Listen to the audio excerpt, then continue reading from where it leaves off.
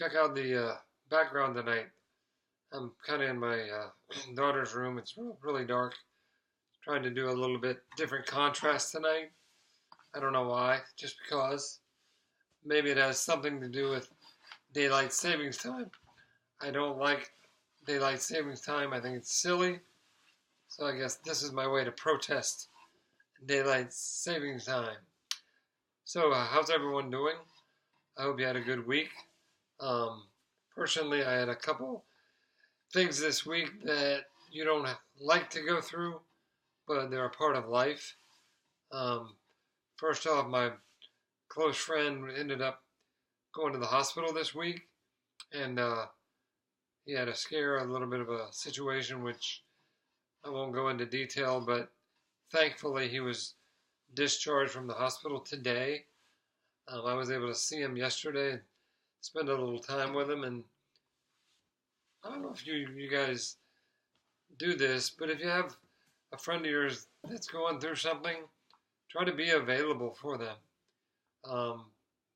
Not necessarily to talk to them or whatever, just be available. Like, I'm sure that, he was happy when I showed up to see him. Not about me, but, another friend of mine showed up there to see him as well, and my wife stopped by to see him.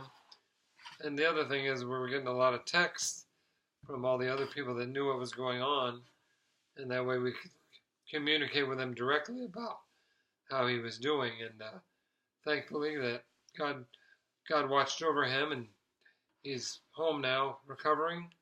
So without saying his name, I ask that you pray for my friend that he makes a full recovery, and also basically try to be available for your friends. Not always to give your 2 cents, but be a listening ear and just be present. Sometimes being present is better than saying anything, because they know that they can count on you. And I know this guy well enough to know that if I was in his situation, he would have definitely come to see me, because that's the kind of guy he is. So I ask that you remember him in your prayers. Another situation, the lady that follows me on this channel lost her mother this week. The only good thing about that is she knows where her mother is. She knows her mother was a believer in Christ, so nothing better than being welcomed into heaven by Jesus, standing there with open arms. So that is a blessing in a sad situation.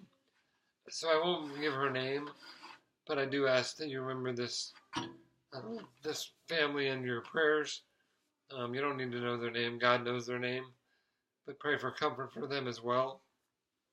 A good situation is my cousin gave birth to 2 healthy baby boys, twins, this week.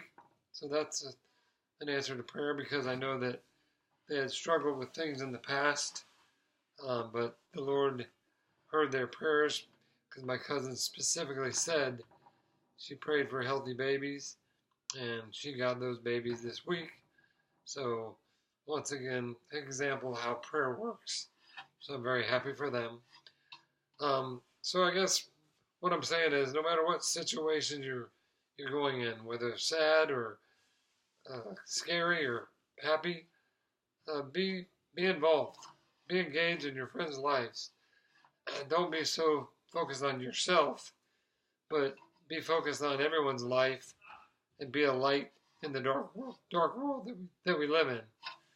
Not a lot of positive things on the internet these days, so try to avoid those negative things on Facebook or whatever. But if you see something to rejoice about, like the birth of babies or family members that are doing well, focus on those things. Avoid the negative news media. Don't want to really go into that topic, because I think it's meaningless. It doesn't really serve a purpose.